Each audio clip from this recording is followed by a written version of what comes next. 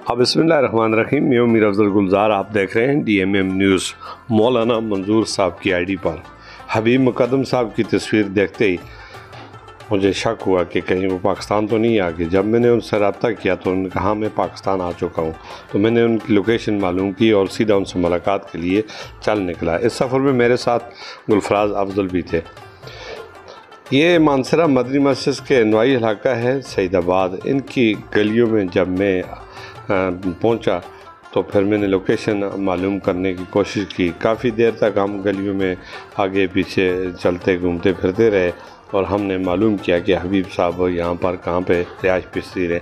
हबीब साहब एक अजीम शख्सियत हैं जिनसे हमारा ताल्लुक़ सोशल मीडिया के ज़रिए 2 साल कबल हुआ और वो कायम रहा और इतना मजबूत और इतना आगे चला गया। तो मुझे इश्ताक हुआ कि मैं उनसे मुलाकात करूँ, मैं देखूँ एक कैसा अजीम शख्स है। गुज़श्ता 23 सालों से वो UK में मुक़ीम है और बड़ी दुखी इंसानियत की खिदमत का दर्द वो दिल में रखते हैं और उनके साथ जो होने वाली गुफ्तगू और लंबी तवील मुलाकातें हवा के दोष पर वो मुझे सता रही थी कि मैं हबीब साहब को बिलमुशाफ़ा मिलूँगा और देखूँगा। जब मेरी उनसे तवील मुलाकात हुई तो वाकई मुझे पता चला कि हबीब साहब एक अजीम शख्सियत हैं। उनसे मुलाकात इतनी आसान तो नहीं हुई क्योंकि ये वो मकाम है जहाँ पे मैं उनके घर को तलाश कर रहा हूँ और इस वक्त 10-11 बजे का वक्त है।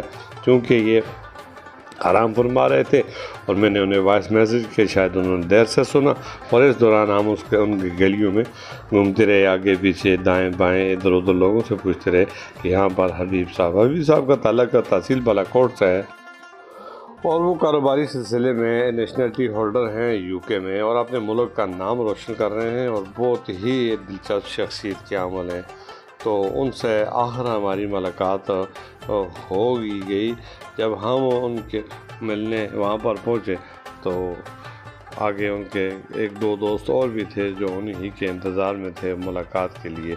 तो उनसे गपशप हुई और रुस्तम उनका नाम था।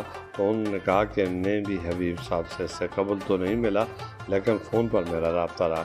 तो जब मेरी मुलाकात हुई तो यकीन जाने जैसा मैंने उन्हें देखा सुना पाया उससे कहीं बढ़कर वो अजीम शख्स थी। मेरी दुआ है कि अल्लाह ताला ऐसी शख्सियत को हमेशा कायम व दायम रखे। जी, तो फिर मैंने उनसे मुख्तसर सा इंटरव्यू भी लिया जो